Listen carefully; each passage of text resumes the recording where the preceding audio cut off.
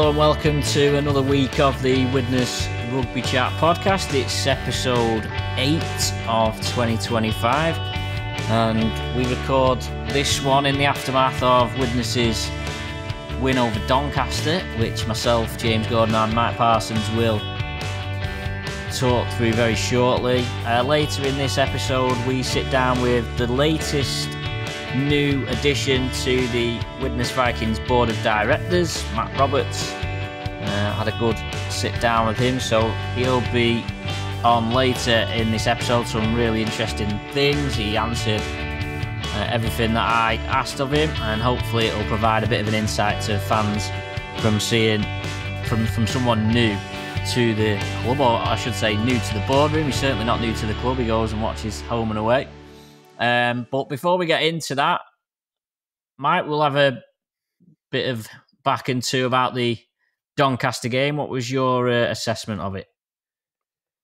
Well, I'd say if I was to pick a word, I'd say it was probably an underrated result.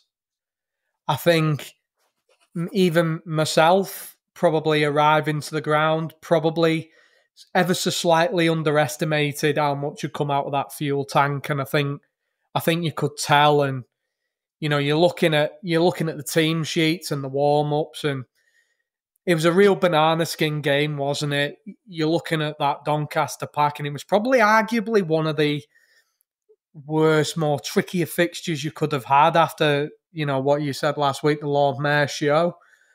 And for large periods of the game, we was hanging on. There was, you know, they were poking the noses through. They were physical. They was probably winning the rucks more often than not. But this is an Alan Coleman team, isn't it? And they found a way yet again without being anywhere near your best. You know, I think Brad Hay in his post-match interview said in the first half, you know, the two good ball sets that Widnes got, we scored. Which, you know, full credit to the halfbacks for that, playing on limited field position. You could tell, you know, your usual reliable, battle-hardened forwards that we've got, that they were sore, you know, and at times probably was hanging on in the fuel tank. But like I say, they found a way and they battled the way through, and it was by no means perfect. Cai Taylor-Wray, he takes the headlines, doesn't he? You know, I think we waxed lyrical last week about what he can potentially bring.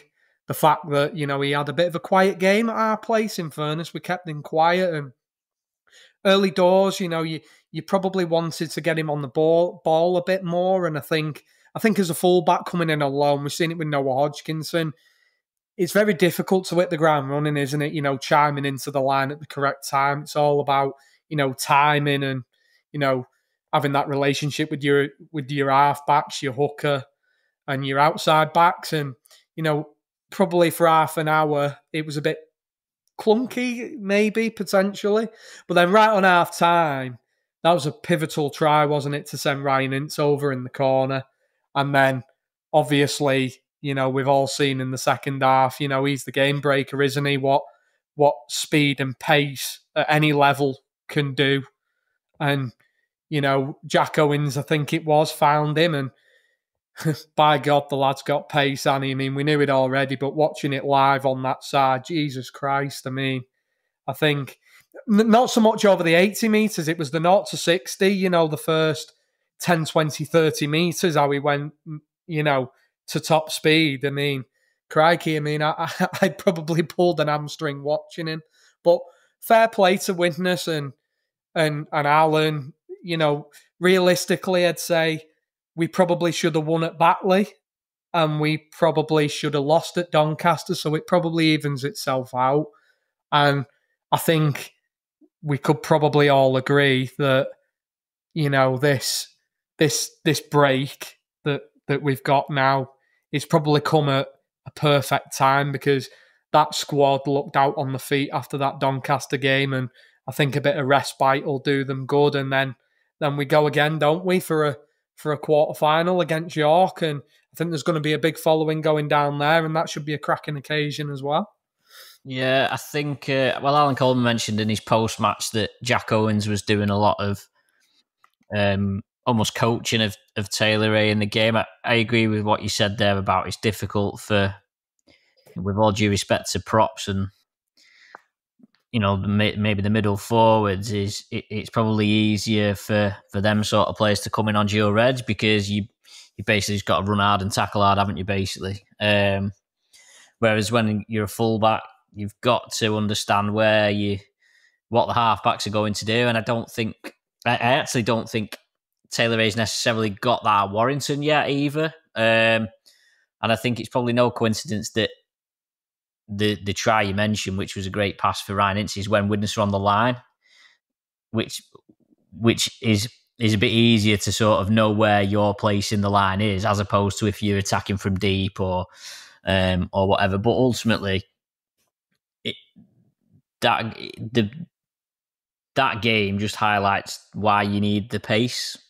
He actually was, the rest of the game, he didn't really have a great deal to do, but he came up with 3 key moments. So, okay, the try assist wasn't about his pace, but the other 2 moments were just purely about his pace. And that proved probably that it was pivotal in the second half. I thought Doncaster made a really poor decision to go for the penalty at 16-14. And I talked to Alan after the game, and I mean, he couldn't believe it that they went for it either, because at that time, I think if Doncaster had got another try, got 8 points ahead, I think it would have been really hard for Widnes to get back. I was sat, the Doncaster coach was sat probably about 10 yards to my left, and he signalled for the 2, and I was just like, Craig Hall had missed the conversion from the exact same blade of grass. Now, if he'd have kicked the conversion, I would have took the penalty because that would have put him 6 points ahead. But there's no real difference between having a 4-point lead and a 2-point lead, really, because you're then basically betting on the missing the conversion, aren't you? And they're just, even the pattern of the game, though, not even taking away the points element of it, I just think Widnes were wobbling at that point, and I think they was in the ascendancy, wasn't they? Yeah, let's face it. Yeah, I mean, I think that was a poor decision, and and perhaps a reason why Doncaster maybe don't. I mean, they did well in the second half last season and got up. They were comfortable in the championship, but maybe they could be a better team with a bit more, maybe better management, better game management in them situations. I thought, like you say, it was a typical game where Widnes stay in the game without necessarily. I mean, I think they were in the game. I don't think it was a game that was 50-50, I thought, but it was another example of a game where if you stay in the game, you get a break or something happens, and if you nudge yourself in front, and that's basically what happened. They got the break for the Taylor-Wray try, and ultimately they get the reward for staying in the game when moments like that happen. And I think that happens. It's credit to the team and the way they set up they'll get wins like that just because they can stay in games, and we've seen it even in the Warrington game, and it goes to show that it doesn't really matter who you play. You're being able to do that is actually quite a good habit to have. Well, I mean, you'd like to be able to absolutely batter a team at some point, but I don't really see Widnes doing that, and I don't necessarily mean that in a negative way. Just sort of saying, if people want to watch a competitive game of rugby, you probably just look out for wherever Widnes are, and you'll probably get one, no matter who comes out on the top of the scoreline at the end. Yeah, I mean, I think that's the nature of the championship, though, as well, isn't it, mate? I mean, apart from, say, no disrespect, but arguably maybe Hunslet or London, away from home, potentially, a lot of, they are difficult, and it sounds a cliche, and it sounds like we say it all the time, and people do, but it really is the most competitive division. It really is. Just something I'd like to kind of ask your opinion on, really, and where you sat in the game, because so interesting of what you said about Jack Owens and Alan speaking about in coaching Taylor-Wray through the game. That's really interesting, that, because from the stands, you don't necessarily see that. And one of the things that did stand out in my mind was obviously Taylor-Wray, absolutely brilliant, took the headlines, and quite rightly so. But in the isolation of Jack Owens playing centre, from a supporter's point of view, it was arguably, quieter, and maybe didn't have the same influence on a game as what he would at fullback, and potentially maybe, took his qualities away. And you've got Joe Edge's 18th man. But what did you think of his performance? You think that's just a case of somebody who's not played centre for a while and he'll get better at doing that? Or do you know what, he actually had a good performance? And I thought Jack Owens had a decent game. I thought he was playing against Riesling. He defended pretty well against Riesling, who I think will probably still play Super League, to be honest. I presume it's work commitments why he made the decision a couple of years ago to drop down to Doncaster. I still think he could get into some Super League teams. So I think there was that defensive side where I think Jack Owens helped. But I thought I don't think the plan is for Jack Owens to stand in right centre or left centre and just stay there the whole game. And I don't think he did that. I thought in the first half he was trying to come across and get involved a little bit. And, and I think ultimately, although Taylor-Wray get the headlines for the 75-metre try, it was Jack Owens' awareness of, one, getting onto the loose ball in the first place to diffuse a defensive situation, a potential try situation for Doncaster. But two, it was being alert on the floor of where Taylor-Wray was and releasing the pass at the right time to set him away. Yeah. And so, I think, as I say, I don't think the plan as I just said, I don't think the plan is necessarily for him to be a right centre in the traditional sense of the word. I think that's just ultimately the place in the team that you can fit him in if you do end up with Taylor-Wray. I think I'd probably have edging over Fleming, to be perfectly honest, if it came down to it. If everyone was fit, I think I'd rather see Joe Edge play left centre. But Alan Coleman's crying out for competition for places and stuff like that. And of course, that helps. One thing that is a bit out of Widnes' hands is you don't know whether you're going to get Taylor-Wray. Warrington have got a few injuries. You'd certainly like to go to that York game with him there, but of course Warrington have got the Challenge Cup game on the same day, and there's some question marks over a few of their outside backs. It's interesting though, because Warrington don't seem to.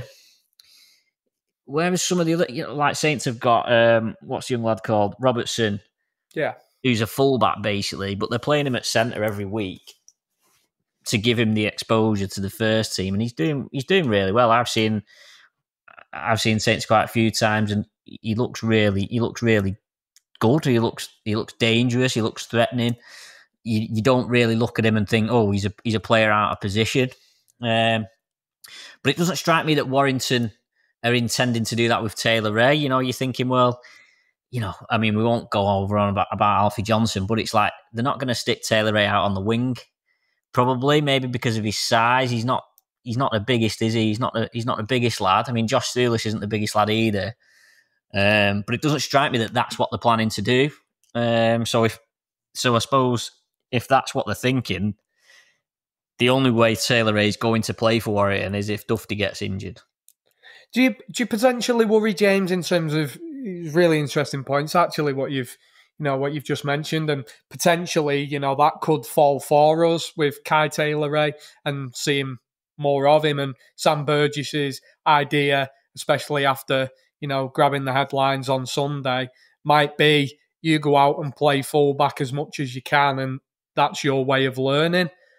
But on the flip side, with the injuries and stuff like that, does it concern you at all in such a pivotal position where Widnes might be in a world where 1 week you've got Jack Owens at fullback, then it's Taylor-Wray, and there's a swap over? Because obviously the spine at any level, it's crucial that it's consistent. Usually the sides who finish towards the top of the ladder the spine tends to stay intact. Could you reckon that might disrupt anything, or no issues, concerns at all? I think that's why Owens has got to play in the centres. So I'd almost be of the opinion that if they're hoping to get Taylor-Wray, I'd almost consider if Joe Edge is, if Joe Edge can put a run of games together and be fit, I would almost consider basically saying Fleming's the fullback and Fleming and Taylor-Wray are the two fullbacks,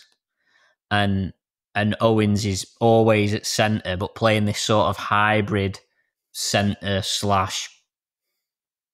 secondary fullback type role, which I think is what Alan Coleman obviously earmarked him, because they don't want Jack Owens stuck in the right centre, because he's a good rugby player, and he's creative, and he's got a bit more to his game than that, and he's experienced enough to know that he can adapt. So if he does need to drop in at fullback, he can, and whatever. But I do wonder whether if we get to a point where Edge is back in the team, and you're looking at and Taylor-Wray plays and Edge and Owens at your centres, I just wonder whether, rather than disrupting it too much, whether you say, right, we'll try Fleming at fullback in the games that Taylor-Wray is not available. I think I agree with what you say. I think Warrington probably are of the opinion that he's better for him to play every week, even for Widnes, than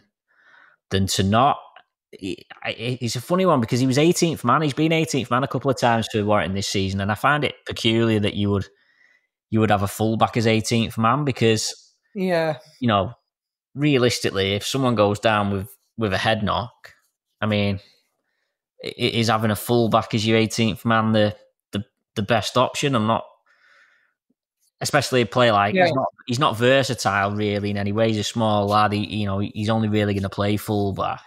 They've surely got other players that you would play as 18th man. So if Dufty's fit, then I just don't see where Taylor-Wray's not going to play for Warrington, basically, and I don't see any benefit in them having him as 18th man. Yeah, I agree. I agree with that point. It's interesting, actually. I think it's probably more of a gamble by Sam Burgess, because I think the idea of it is like showing him that he's wanted and he'll get his chance, and he's got a future at Warrington.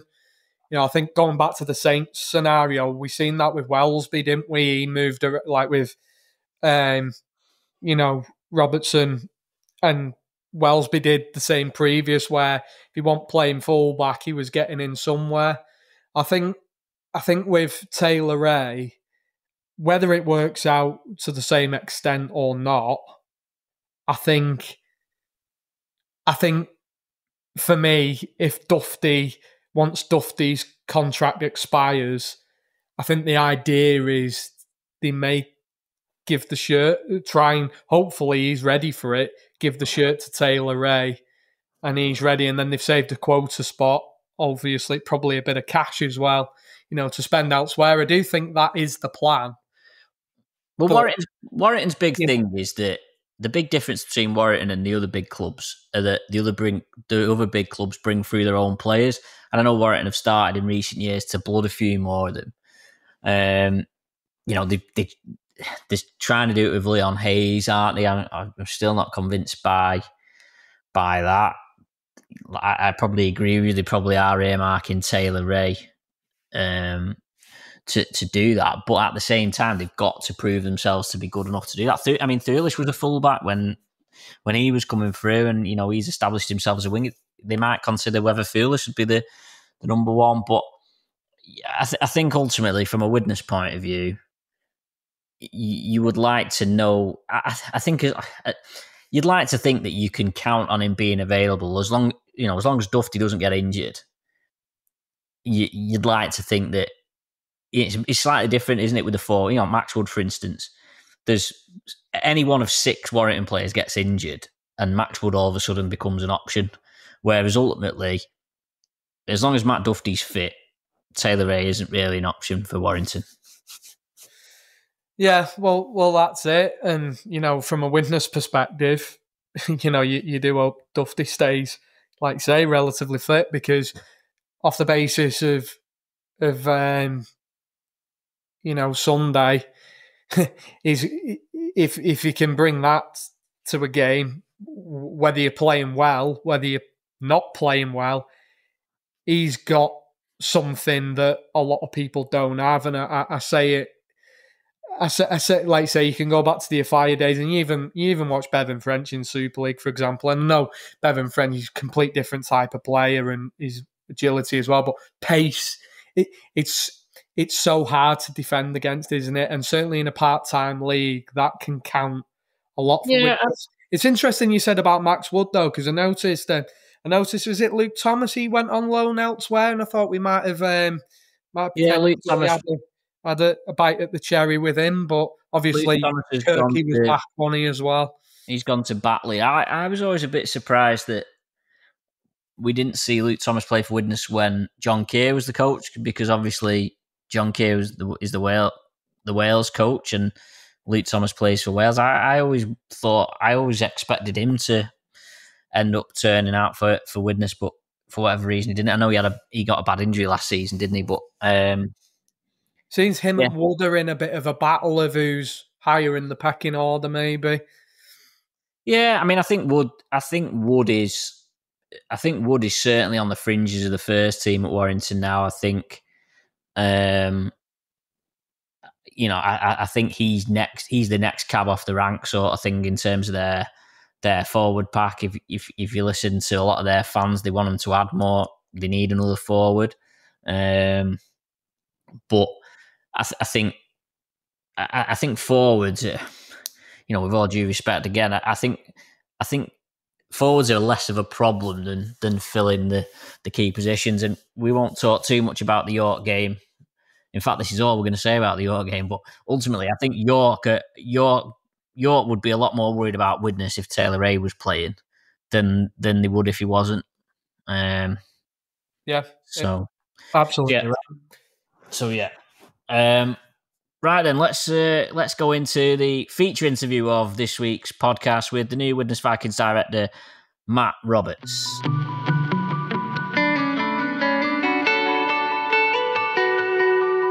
Matt, thanks very much for agreeing to do a podcast with me. No problems. Thanks for having me, James. Tell us a little, before we get into the nitty gritty and everything, what everyone wants to know. Just tell us a little bit about your background and your connection to Widnes. So as you can probably tell, and I think I said in the statement, I'm not from the town. So my dad's side of the family are from Widnes, so he was born and bred in Widnes. And as I said on the in the quote as well, my uncle was Tony Chambers, who was chairman of Widnes. So my first game, my first Widnes game was I think it was 99.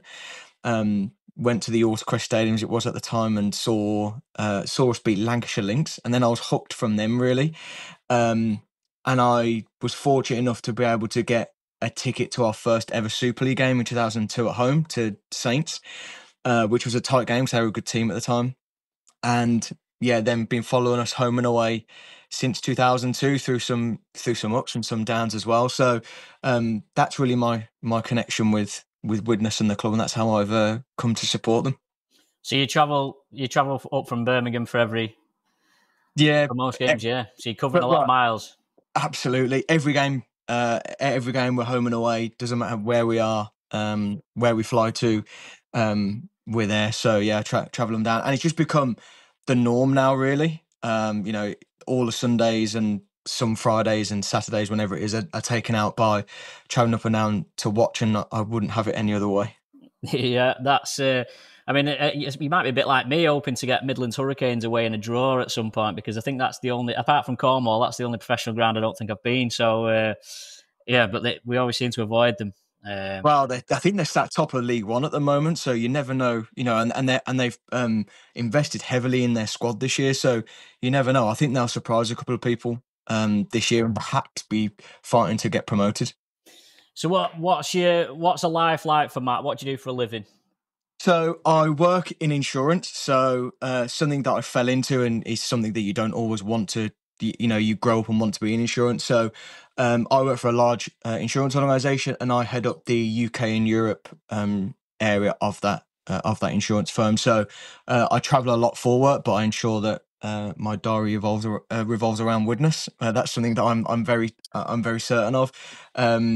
So yeah, I have a team of about 50 people in numerous different countries in Europe that I'm heading up. So something I enjoy. Something that keeps me out of trouble.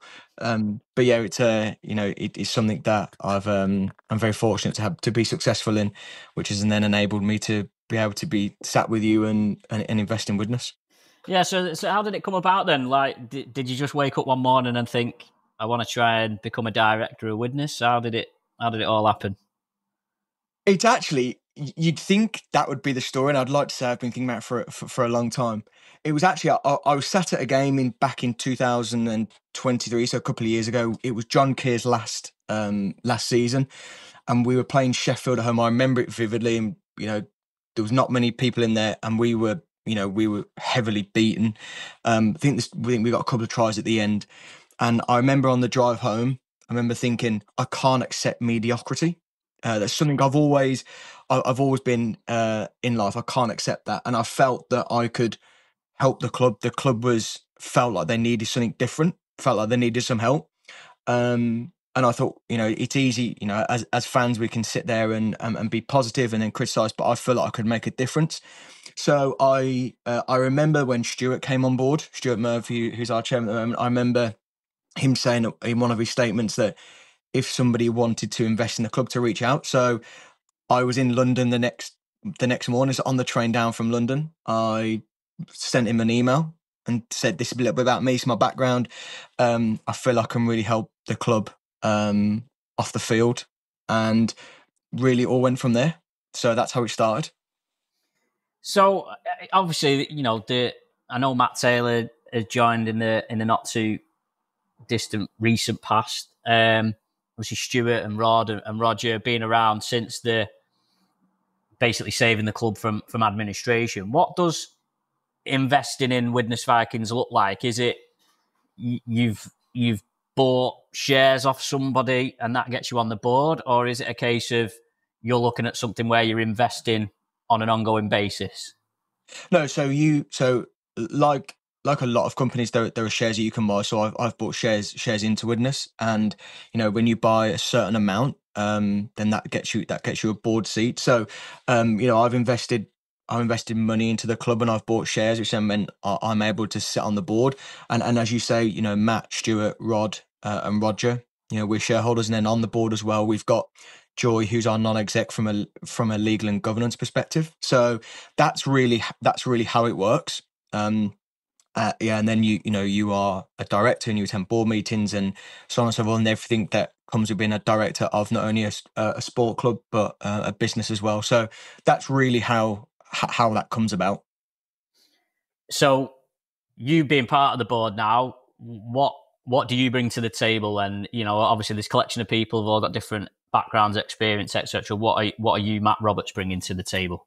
It's a good question. It's something I spoke to Stuart about a lot when I was having the initial conversation. So one thing that I can bring is a balanced perspective. So whether it's a good thing or bad thing, I'm not sure. But I only go to Widnes and the town for the game. So you can get really passionate and emotional in that game, but then you can come away from it. So the rest of the board, some have been in and around and really well known in the town, and that can sometimes be quite difficult. It's a good thing, but sometimes a bad thing, especially when the team aren't doing so well as we have been over probably since coming out of liquidation. So one thing I can bring is a real balanced perspective, and also give some help from what I do in work around marketing, commercial strategy, looking at the IMG score. We're all looking at that as well. So starting to give a real different perspective to the club, that somebody who isn't from Widnes and doesn't live in the town sees it from an outsider really looking in, and some real direction around what we're doing from marketing, commercial, media, IMG, because that is really important at the moment, as you know. Yeah, you mentioned IMG. This was a bit further down my list, but seeing as you mentioned it, we'll talk about it now. Without wanting to pull any punches, the IMG score was embarrassing for Widnes, really, wasn't it? To come in 22nd place. What's your impressions been of the response. And we heard from Stuart before Christmas about it, but now you're on board. What's Widnes's current position on that? I think we will. I think we'll see our position improve. I think Stuart said I said on the interview with you, because I listened to it myself, that there are some areas that were quick wins for us that we didn't take advantage of, which meant we found ourselves in 22nd or 23rd, and I too was shocked and disappointed with where we came in. We're doing a lot of work around getting those points up, because 1 or 2 points here and there can be quite a big difference. So we're constantly reviewing the IMG grading and what you have to do to get those points. I can't help but feel that might change soon with the overhaul that the RFL that have got at the moment, and that's very evident in the media at the moment. So, look, we will go with what the IMG grading is now, and we're looking at that. We only discussed yesterday. We've got a meeting in to discuss where we are with that and what we can do to improve. And then you've got to weigh up, James, right, as how much investment do you pump into something such as, LED boards or LED screens compared to how many points you'll get. And that's because it's linked to central distribution and funding. So, you've got to make those decisions about, and then also you have to then factor in, where does that money come from? Whether that's new investment coming in or whether that's taken out the playing budget, then what knock-on effect does that have if you take it out of your playing budget? So I would say as a fan, it seemed quite easy, but now being on the board, that's quite a difficult thing to juggle and to balance. And we've got to get that right. But certainly we've made improvements to get those extra points to get us up there. And I certainly want to be in the, when people are talking about who should be next in Super League, if some teams are coming out or if people they're going to expand it, I want us to be in the same conversation as Toulouse, as London are at the moment, as Bradford. I don't see any reason why we can't be in that too.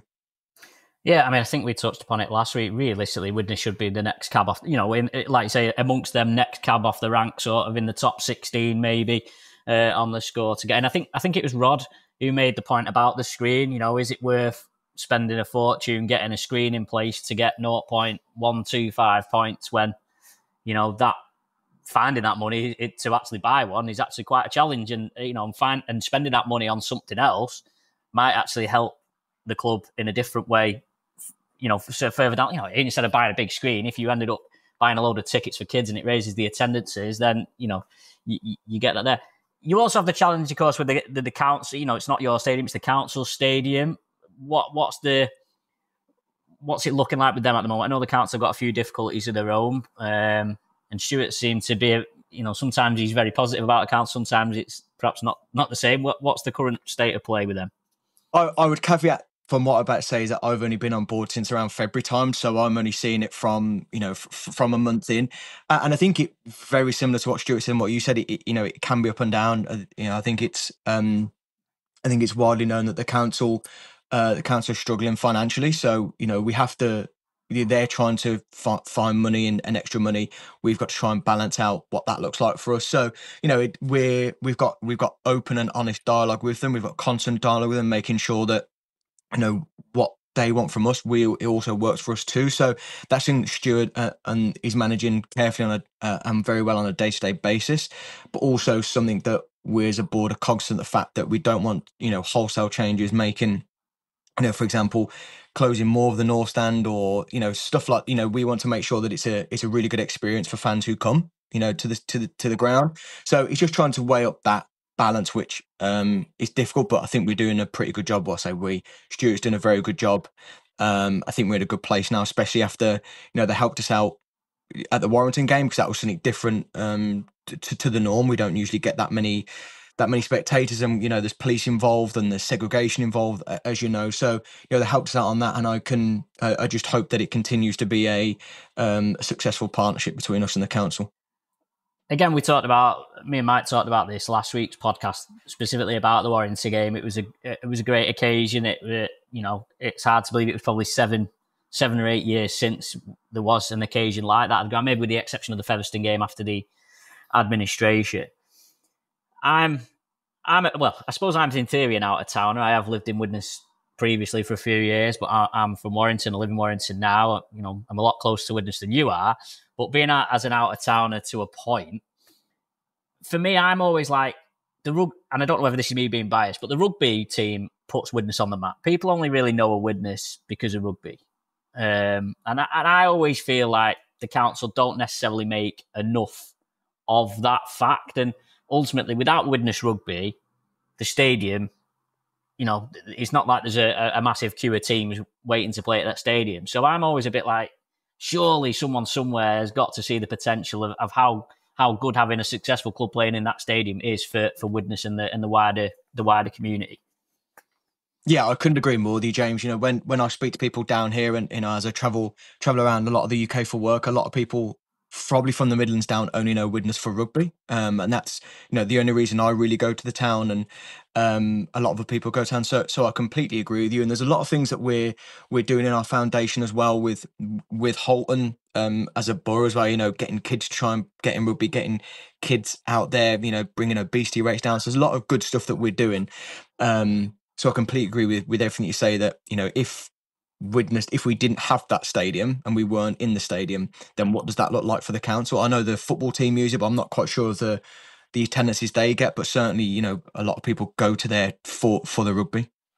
Yeah, the football team are actually top of the league at the moment, but they only get a couple of hundred, and obviously they've got I think they've got a planning application in to transform. I think, is it the ICI Rec? I can't remember where it was, that they want to build their own little place somewhere. But then I also saw something on Twitter last week that said they've got something like 400. They've lost 100 grand this season, and they've got shareholders loans of 450 grand, which for an 8th tier football club is quite extraordinary. So this is certainly, as much as you obviously like to see everybody do well, you can't imagine that they're going to get to a point where they can attract 5,000 fans into that stadium anytime soon. Is Super League a realistic goal? I know the IMG thing is almost probably the caveat to that. Is Widnes' position that IMG is better for Widnes, or is Widnes' position that bog standard promotion relegation is better for Widnes? I think it's a good question, James. I think from our perspective, yes, absolutely, Super League is our goal. I think, from how we saw Super League between 2012 and probably towards the end of that, we had some really good nights, and that stadium was full, and it felt like, I was only commenting after the Warrington game, that's probably the first time since being out of Super League it felt like a Super League game. Obviously the Warrington attendance helped, but once we've got a taste of it, it's something that you want on a more regular basis. Granted, we now have to look at the IMG licensing. That might be tricky for us. Because you look at other clubs in and around us, Toulouse, they've got a good stadium, and just where they are geographically, we can't change where we are. London as well, and I think it's come out in the media that Gary Hetherington is going to be on board with them, so they'll be quite strong. But I think we do want to get back to Super League. What that looks like, whether that's through IMG or that's through promotion relegation, our goal doesn't change. One thing we have said, though, it's got to be sustainable. So one thing we saw when we were in Super League only back in 2012, during that period, we had one guy putting money into it, and as soon as that dries up, or as soon as that person doesn't want to anymore, then what happens? So whatever we do, we have to be sustainable. We have to ensure that there's a club still there. We don't want to go through what we did back in 2018-19, but where we probably sit today, I think I listened to your podcast last week. I think promotion relegation in the short term, if we want to get in Super League in the next year or two, promotion relegation would be the easiest way for us to probably get there, I'd say. Longer term, if you're looking at a 5-year plan, which is what we've got as a board, and we've devised as a board, then towards the end of that 5 years, you could be looking more towards an IMG licensing sort of situation, which, I've got to say, put on record that I'm actually in favour of that. It helped us back in 2012, and I like the idea of this licensing IMG grading. I think they have to stick to the parameters they set. I think that it's been around for 2 years, and it's changed quite a bit.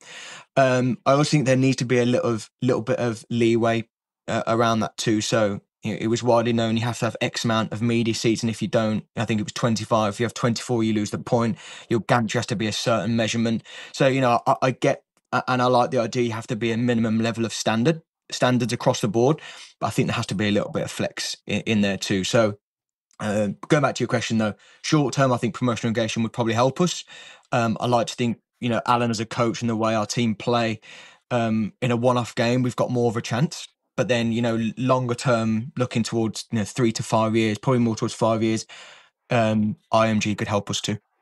Yeah, you mentioned about that leeway. I mean, we was at Doncaster at the weekend, and they actually didn't get the points for the LED screen because their UEFA standard LED screen doesn't match the IMG ones. And now if you're at that ground and you look at that screen, it's an LED screen. It's probably better than any screen I've seen this season. And they didn't get the point for that. And it's little things like that. And I think they're the sort of things as well that turn fans off a little bit as well, because you're a bit like, well, flipping out, we not got a point because we didn't have that. Or, like say the media seats, Widnes, there's probably 15, 20 empty media seats every week. And to lose points for that just makes it difficult to comprehend. Stuart's being big on the sustainability, and I know that stabilising sort of the finances and the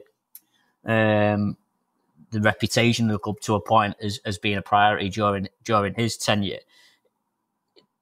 Do you feel it's realistic to get to Super League without a money man these days? Most of the other teams now, you've seen what Derek's done at Lee, and with what the Wakefield owner Matt Ellis since he's come in. Is it feasible for Widnes to really get there without having someone pumping some money in? I think yes, because I think what I will say there is, would we be competing in the top 4 Super League without someone pumping a lot of money in? Probably not, unless you have a Leicester City type sort of situation where you go on a roll with some players and loads of confidence, no injuries. But I think so, yes. I think Wakefield have spent a lot of money on their team, but they've also had to spend a lot of money on their facilities. We've got the luxury, we've got that. And also, your revenue is linked to your on-field success is linked to revenue, right? So, we've got a stadium that can hold nearly 14,000 people if the East Stand was could back and running.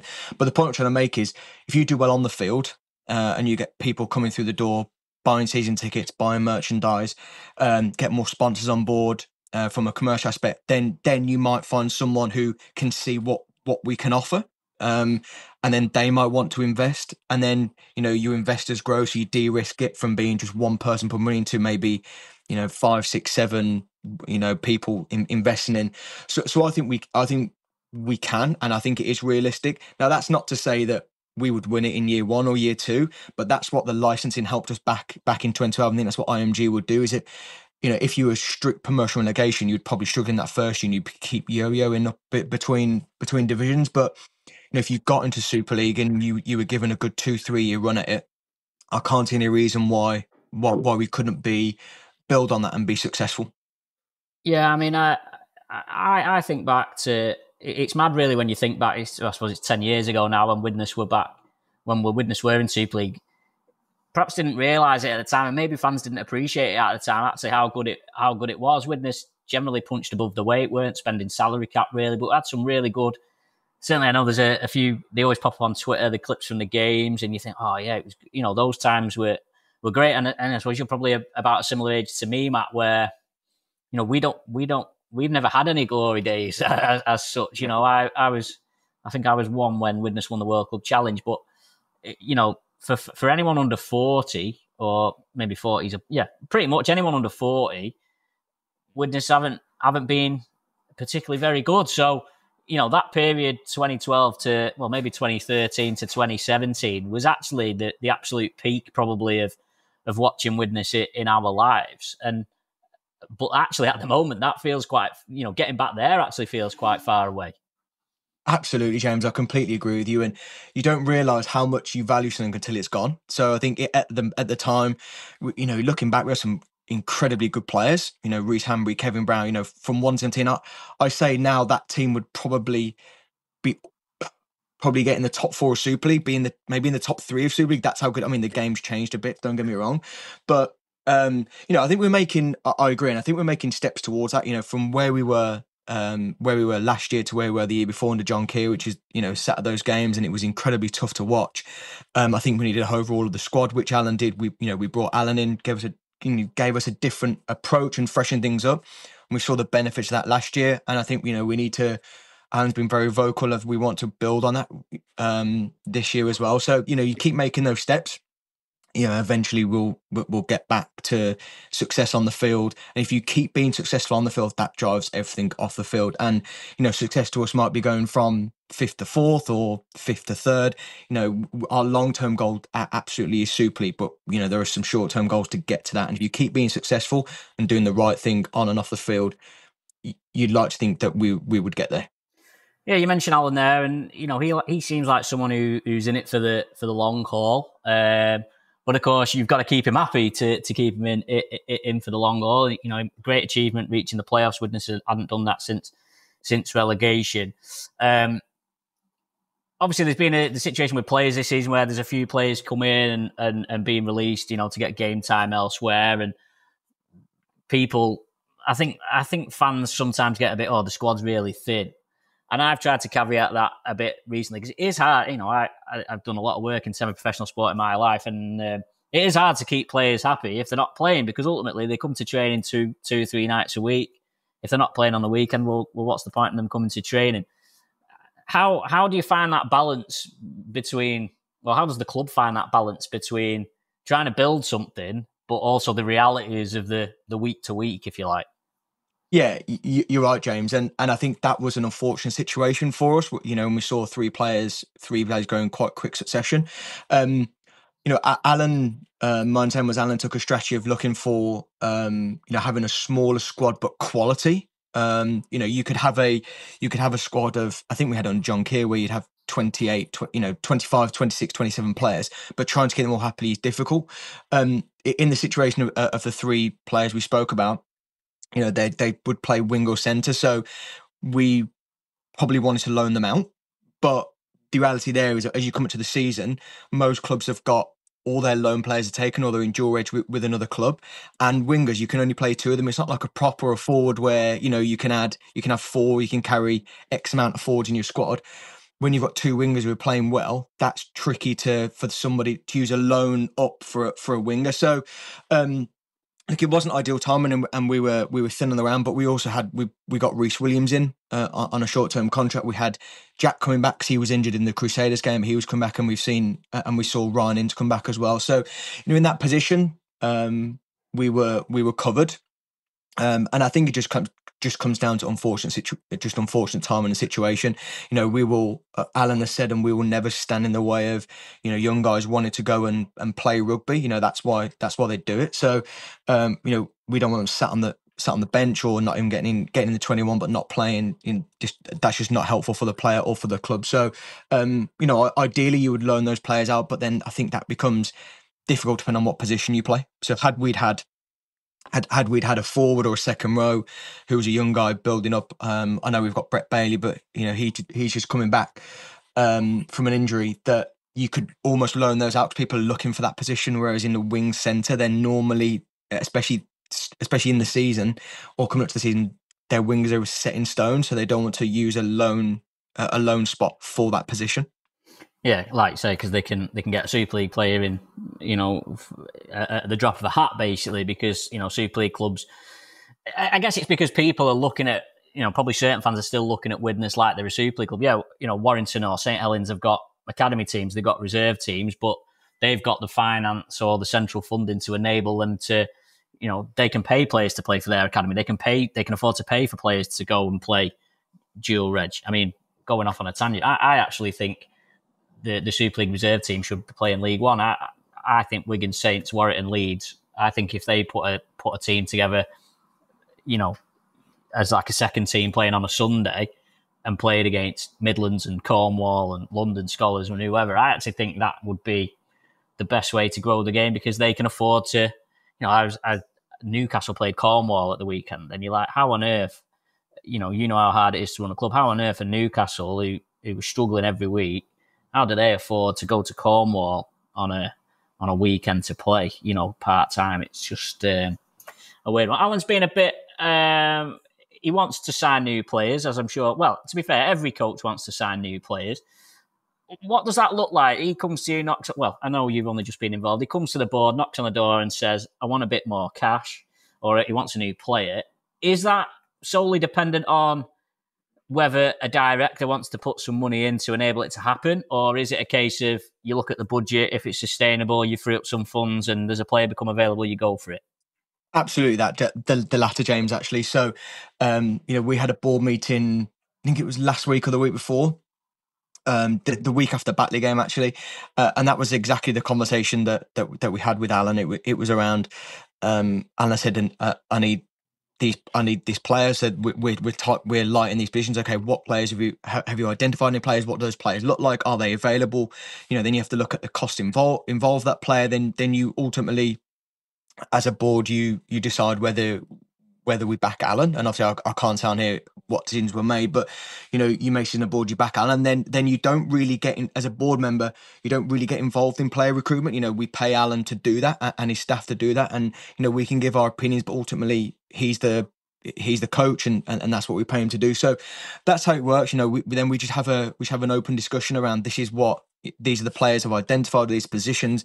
This is what I feel it can add team. If we got that person in, then we'd free up to free this person up to play in that position or do that. So then it's a bit like a jigsaw effect. So and a domino effect. So that's really how it works. We've had those conversations, and there are things happening in the background. One thing I would say is that when I was a fan and not on the board, just because you don't hear anything doesn't mean nothing's going on. There are a lot of things going on at the club that we don't.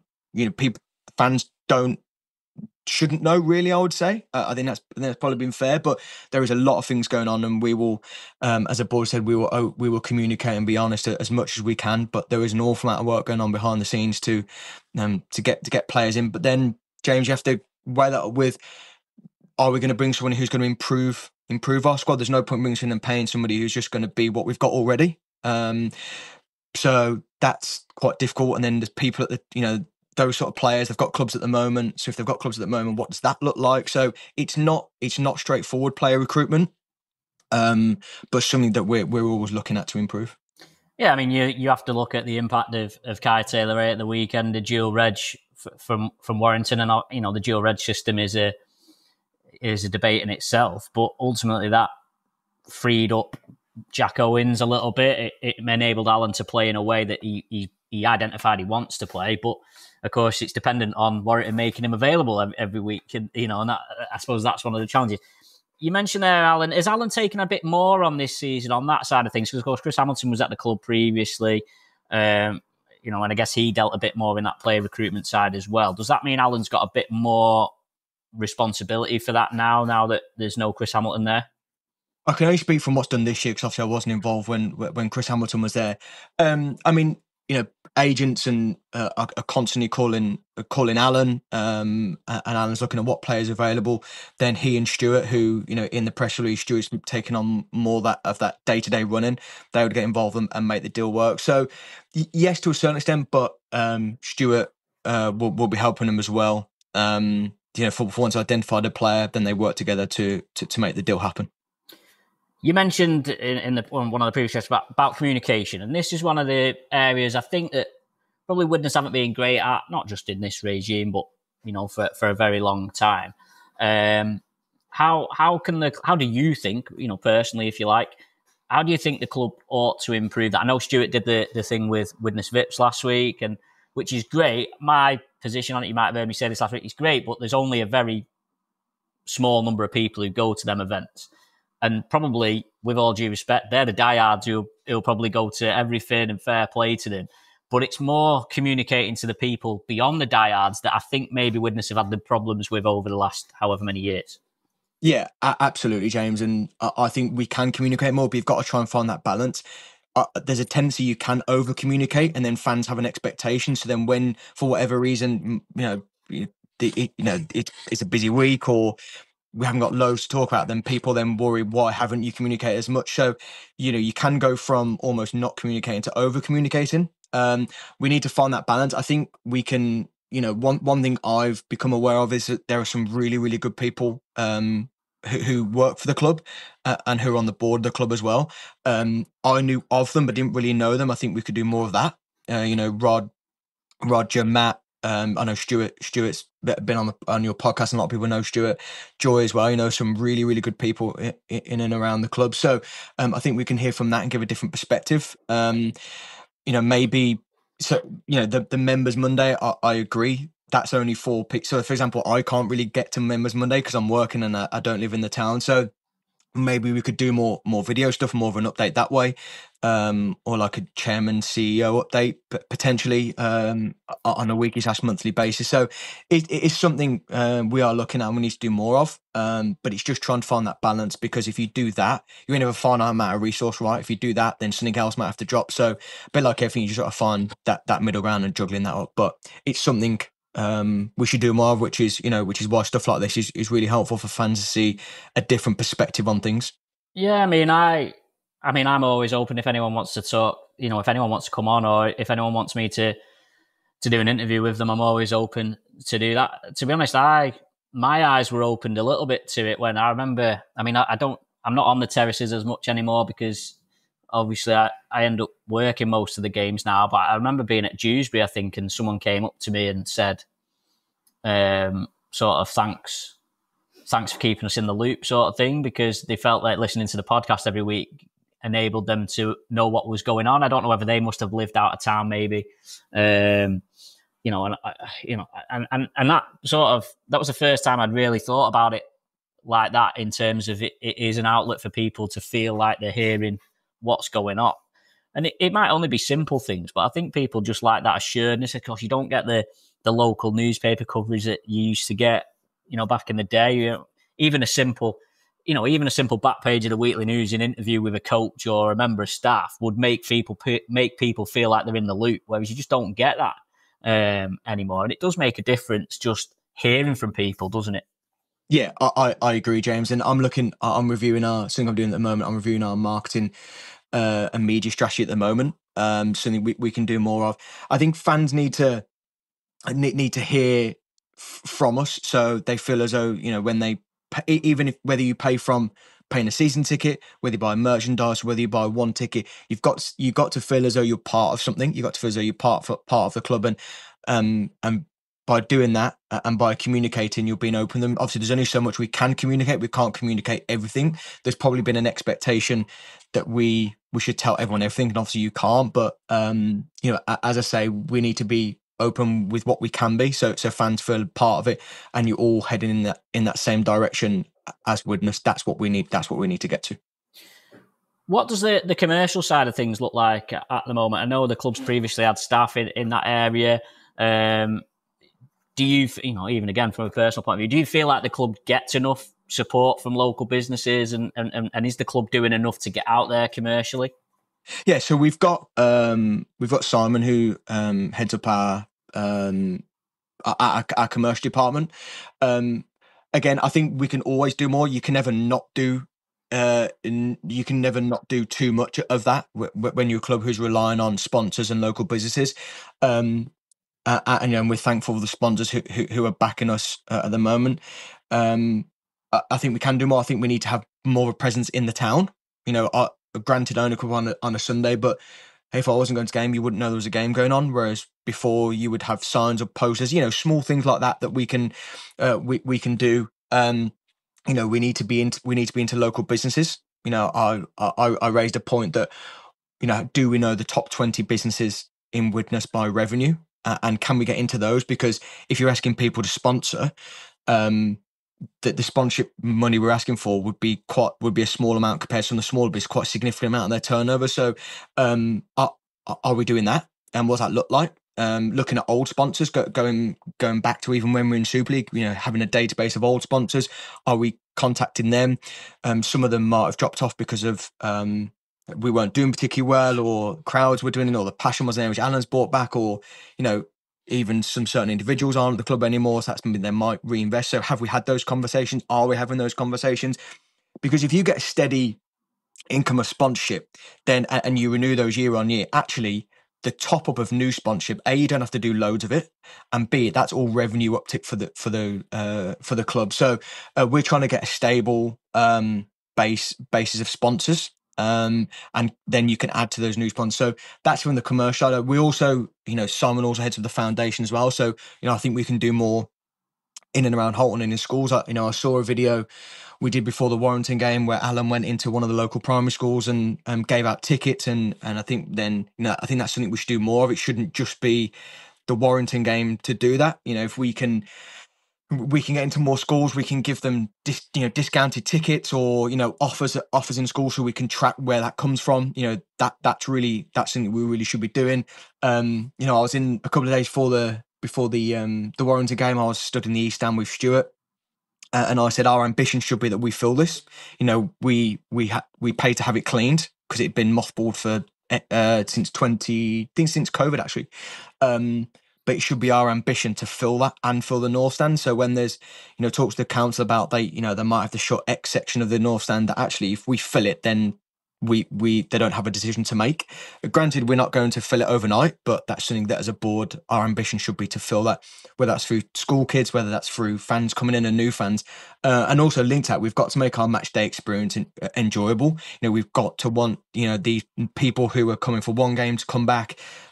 Kids, what are they taking away tangibly? Unfortunately, when I was younger and watching Widnes, we had paper tickets, but that's all gone now. So, what tangibly can kids and children take away from the match? Is it a team sheet? Is it I went to Toulouse and they did an A4 sheet of all their team and fixture on the back with a couple of sponsors, something that they can take away, get signed at the end, so they feel like there's something they want to go back for. Again, this is all stuff we can be doing, but it's just finding the time and the resource to do it. But certainly that's our plans, because if you're good on the field and you make it an enjoyable experience off the field, then you'd like to think that people, the 4,500, 5,000 people who came in from Widnes for the Warrington game keep coming back. Yeah, and I won't keep you too much longer, Matt, but what is the message to the fans? Like, what can the fans do to help? So, obviously the fans that are already in week out, I guess in some ways they're not the problem because they're coming week in, week out. But is there anything that fans can do to help support pushing the club forward? Absolutely.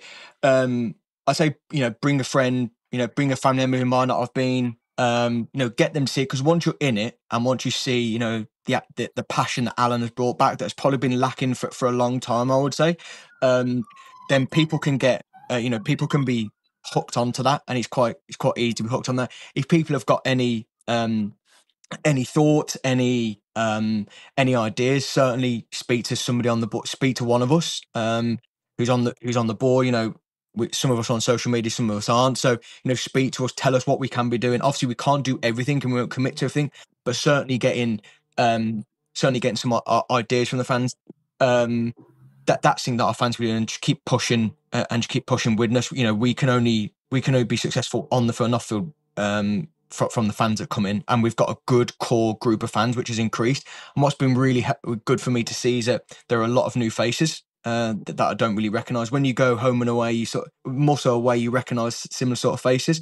It's good that we're seeing new faces, and we need to keep driving that so our core fan base gets bigger and bigger. But if there's any ideas people have got, or anything we could be doing, or anything we could be doing better, anything we're not doing that we could be doing, please reach out. Or equally, anything that you think we're doing really well that we need to be doing more of, just communicate to us, tell us, and we'll keep doing that. Brill, sounds good. Where did you used to sit, or where do you have you had to change your seat since you became part of the board, Matt, or are you still sitting in the same place? Well, I still sit in the same place, James. One thing I made it very clear to Stuart is that I have always sat in the North Stand, and I'm a fan. I think I'll say that I'm a fan first, who just so happens to be a shareholder second. The only reason I go is for that passion of being a fan and that emotional roller coaster you go through during those 80 minutes. So I will always sit in the North Stand. I had my same seat in the North Stand, and I won't deviate away from that. Away games, I'll always go and sit in the away stand if that permits, or in the away end, because that's what I like. That's what got me supporting myself. It's got me hooked, and I won't ever change that. And if that had to change, but I don't think it would, then I would rather be a fan first, because that's why I go, and I love the club, love the town, even though I'm not from there, and all I want to do is see it succeed, and I want to play my part in doing that. I thought you were going to say that you already sat in the posh seats for a minute, but I'll let you off. No, I don't. I don't see the posh seats. The passion would probably not go down too well in the posh seats, which is why I tend to go around to the north stand. To be honest, I would quite like the commentary position to be over on the north stand, because I must admit I do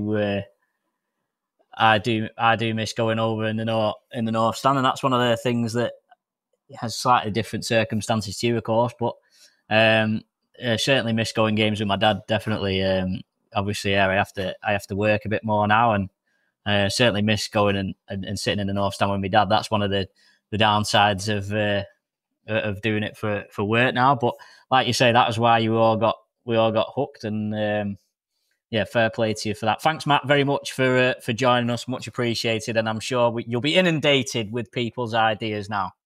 No problems. Thank you, James.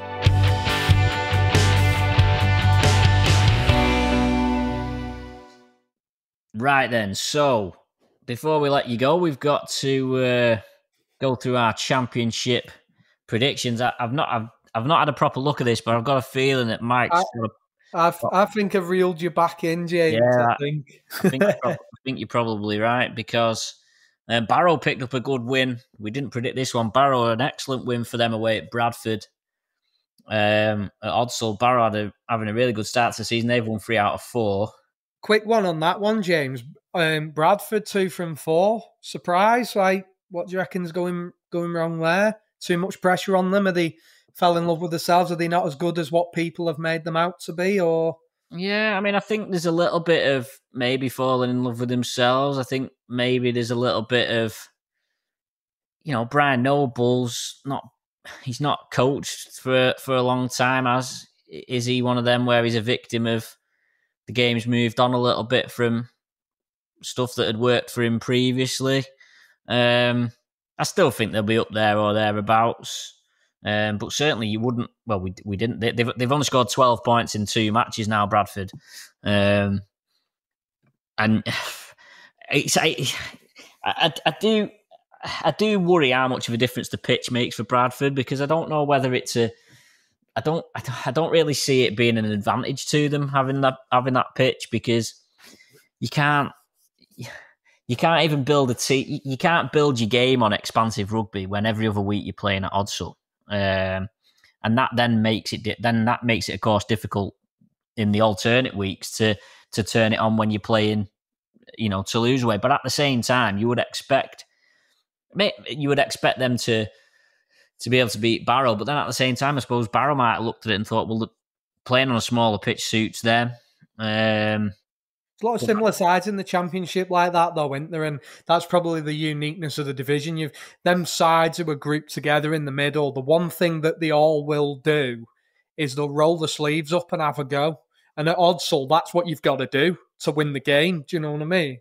Yeah. So I still think Bradford will be up there, but yeah, they've lost 2 out of 4. Toulouse beat Hunslet pretty comfortably. I think Toulouse are probably going to roll most teams over. Now they've got into the swing of things. And then on Sunday, this was one that you got right and I got wrong, was York won at Batley, 23. That one, though. 23-10. That was a good tip by you. Widnes, of course, won. We both tipped that. Halifax beat Featherstone and Oldham beat London. So what's that? You got 5, I got 4, which puts us level square at 18 all. Going into this weekend, of course, Widnes not got a game, but everyone else is playing. Saturday night is London Broncos against Hunslet. Yeah, well, am I right in saying that's the bottom 2, is it, James? London. Yes. I think you're right. Yeah, I think you're right. I mean, obviously Hunslet give Widnes a really good game, but everyone else seems to have been wiping the floor with them. I'll go ahead with this one first. I'll say I was surprised London beat Featherstone, and then I was also surprised how comfortably Oldham beat London. So I think you've probably, with that, got something somewhere in the middle. I think London are a team who are going to improve along as they go.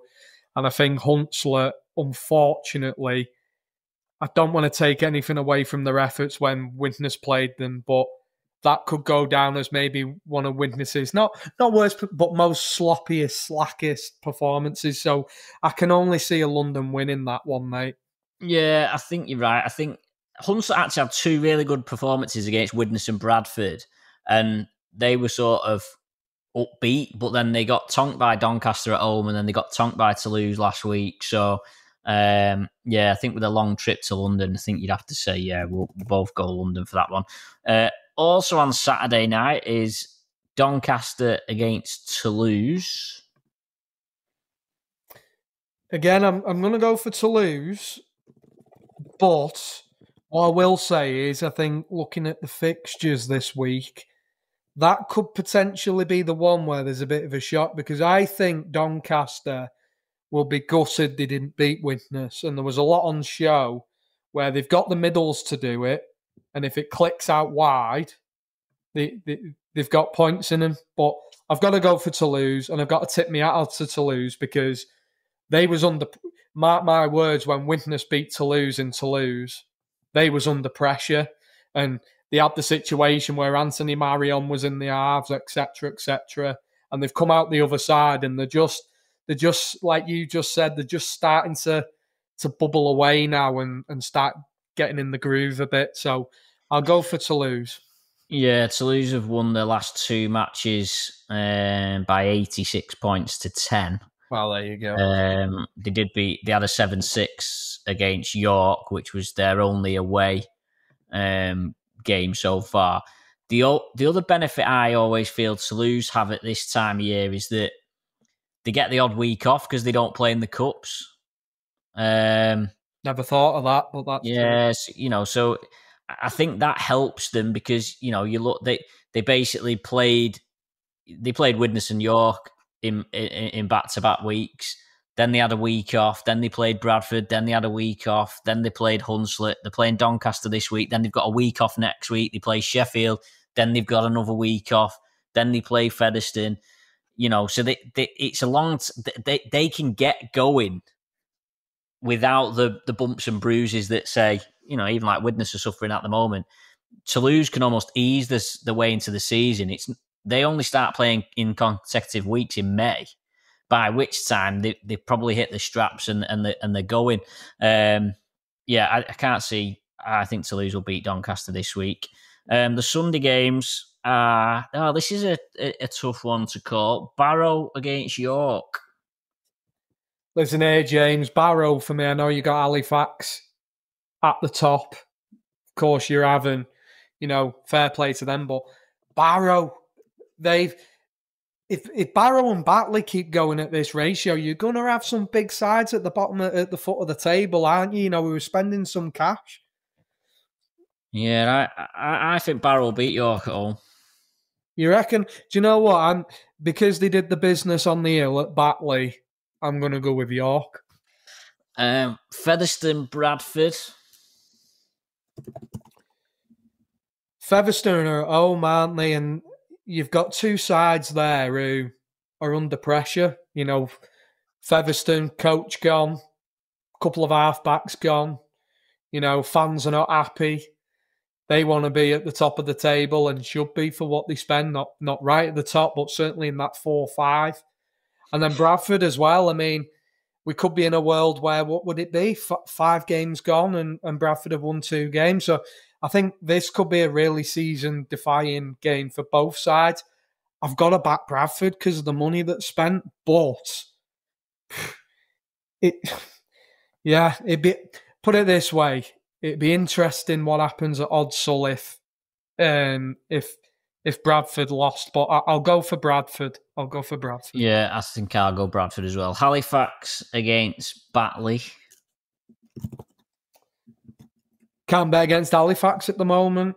I think they've been flawless. I think the one question mark we've got over Halifax is how long can that side stay fit? Brandon Douglas, exceptional. They missed him massively last year. And I believe by all accounts, Jack Hansen has come in and and took the shirt by storm, and he's really getting them round the park. And he's kind of done it tough, Annie, at Swinton Crusaders, and he got his time at Sheffield, but was never quite the starting halfback. And he was always in the 17. If he wasn't in the halfback, he'd be sometimes at fullback, sometimes at hooker, interchange hooker. I think now he's gone to Halifax, and he's really nailing his colours to the mast. And yeah, I think, no disrespect to Batley, but I can't see Halifax at home not winning that. Yeah, what's interesting is Halifax play Hunslet in their next league game. So then they play Bradford at home the week after that. So Halifax could feasibly go into a big crunch home game against Bradford with 6 wins from 6, which would be a tremendous occasion. Yeah, I think Halifax would beat Batley. Then Sheffield against Oldham.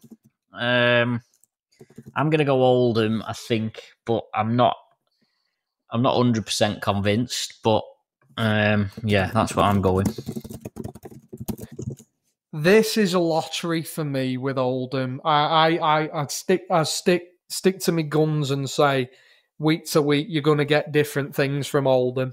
Oh, I'm torn with this one. Do you know what? I've got to go with my instinct, mate. I've got to go with my gut instinct, and I'm going to go home win Sheffield.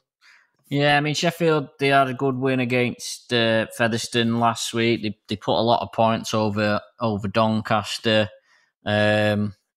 Oldham have basically put 50 on 3 teams at home this season, and then they lost at Barrow. Their only other away game really of note has been Hull KR, so it's hard to get a grasp really of. I mean, Barrow's almost a bit of an anomaly really, so this is almost like their first standard away fixture. So we might have a better idea of where Barrow are at after this weekend's games. Obviously, Widnes no game. It's the bye week. There's 13 teams in the championship this season, so every week a team has a week off. The lowest Widnes could drop this weekend is 6th in the table.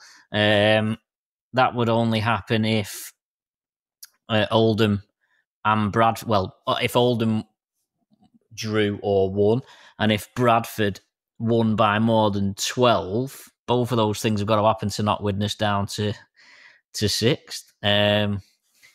But it's very, very, very early in this season. And just quickly, whilst you kind of said that, and we've obviously gone through the fixtures for this week, and obviously we've got a week off now.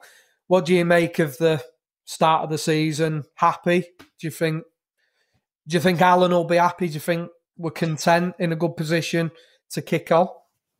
I think Widnes, they've won. Alan did say going 3-1 is a big difference to being 2-2. I think there's a little bit of, you'd probably be a little bit disappointed that they've not won them all because they were in a winning position at Batley, but then at the same time, they probably got away. They've probably had a couple of games where they've maybe had a little bit of fortune to come out on the winning side. And we know, we've seen seasons, haven't we, over the last few years where Widnes have started really well and then fell away. I think it's probably based on that, it's probably too early to make a real proper judgment, because ultimately Widnes' seasons have almost been defined by what happens in April and May, and that of course starts next week. But yeah, I think you've got to be content that if you win 75% of your games, you're not going to be far away, are you, at the end of the season? So clearly, Alan wants to add bodies to the squad. I don't know exactly where or exactly who, but I'd expect to see some movement with that in the next few weeks, maybe. If you're a coach, James, what positions would you be targeting? I mean, it's difficult because I don't see a great deal of value in bringing players in who aren't going to go straight into the team. And I think when you look at when you look at Widnes at the moment, I don't necessarily see. There's not a if you have your first choice 13, there's not really a position that I think, maybe centre, but then if you're going to have this fullback situation, if Joe Edge is back and Jack Owens is going to play centre, then it lessens the need to add a centre there. I mean, hooker's clearly a bit of an issue because of the Jordan Johnston situation, but at the same time, you're not bringing a hooker in. You know, Matty Fozzard's at least a 60-minute hooker, so it's like you're not going to bring in a starting hooker, are you? Really? I guess he's probably maybe adding another middle, maybe that just that gives you a little bit more quality or a little bit more depth. I actually don't. It surprises me a little bit that I actually don't. I actually don't see a massive issue with Widnes' squad at the moment. To be perfectly honest, I think if you get Joe Edge back and if everyone stays fit, I think it's hard to see where they could pull someone in that's going to add to it immediately, if that makes sense. Yeah, I think for me it probably will be a middle, potentially back row, because I think although what you've said there is spot on when everybody's fit, and at the minute we are running where you want a 7 team who you name and it's strong. But I suppose from a coach's perspective and, a club's perspective, injuries can strike at any time. And, if you're losing 2-3 injuries in one game, then that can massively change things. Very difficult, of course, trying to balance that, because the opposite could happen and you've got some unhappy players not getting in the team. But I think when we look at the middle channel, I suppose, you've got Max Wood, who we were saying before was on that bit of a seesaw of Warrington, Widnes. He's on that kind of level. And all right, Kirky's just come back now. I don't think Gav Benyon's ripped up trees, if I'm being completely honest. And I think we said in pre-season as well, I don't think you can have too many middles. But then you've got Brett Bailey, who's come back and he's gone to St. Helens reserves on loan. And, if you do bring in another middle ahead of him, then, you're scratching your head with, the players that left a couple of weeks ago thinking, well, it's great. He's from the town. He's young and everybody wants him to succeed. But then it kind of defeats the object of having him in your squad as well. So it is a tough one. But I'd probably say another forward. I don't think you can be too short of forwards, really. But that's just me.